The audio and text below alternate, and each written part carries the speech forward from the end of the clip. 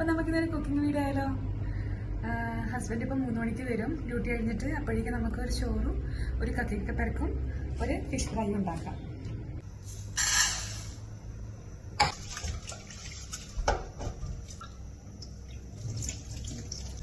ഉച്ചയ്ക്ക് വേണ്ടി മാത്രമേ നമ്മൾ ചോറ് കൊടുക്കാറുള്ളൂ. രാത്രി ചപ്പാത്തി എന്തെങ്കിലും നടക്കാറ്.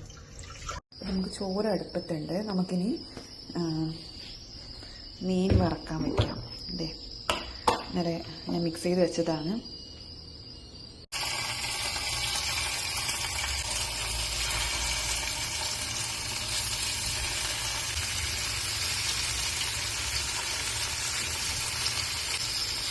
ഞാനിന്ന് കുറച്ച് മാത്രം ഫ്രൈ ചെയ്യുന്നുണ്ട്. ബാക്കി കുറച്ചൊന്നും പൊരിഞ്ഞ് നമുക്ക് കുറച്ച് കരിവേപ്പില ഇട്ട് കൊടുക്കുക. നമുക്ക് ഈ മീനായിട്ടൊന്ന് തിരിച്ചിട്ട് കൊടുക്കുക കേട്ടോ. ഞാൻ കുറച്ചൊക്കെ തിരിച്ചിട്ട് കൊടുത്തു, പൊട്ടിപ്പോയി. ചെറിയ മീനായതുകൊണ്ട് തിരിച്ചിടാൻ ഭയങ്കര പ്രയാസം. അപ്പോൾ നമ്മൾ ഫിഷ് ഫ്രൈ ആയിട്ടുണ്ട്. നമ്മുടെ കക്കിരിക്ക പെരക്കാണ്.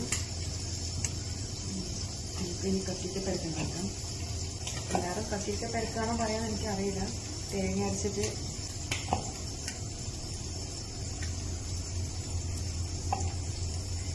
ഈ കക്കിരിക്ക പെരക്ക് എനിക്കും ഹസ്ബൻഡിനും ഭയങ്കര ഇഷ്ടമാണ് കേട്ടോ. നമ്മുടെ തൈര് ഐറ്റംസൊക്കെ പൊതുവെ ഇഷ്ടമാണ് രണ്ടാൾക്കും. ഒരു പച്ചമുളക് ഇട്ടുന്നുണ്ട്. എരിവിനനുസരിച്ചിട്ട് ഇടാം കേട്ടോ. അതിലേക്ക് കുറച്ച് തൈര് ഒഴിച്ചിട്ട് നമുക്ക് അരച്ചെടുക്കാം. ഇതിന്ന് അരച്ചിട്ട് വരാം. ഇത് പെട്ടെന്ന് ഉണ്ടാക്കാൻ പറ്റുന്ന കറിയാണ് കേട്ടോ.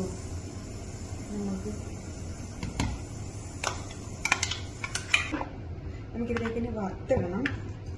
അതിലേക്ക് കടുകും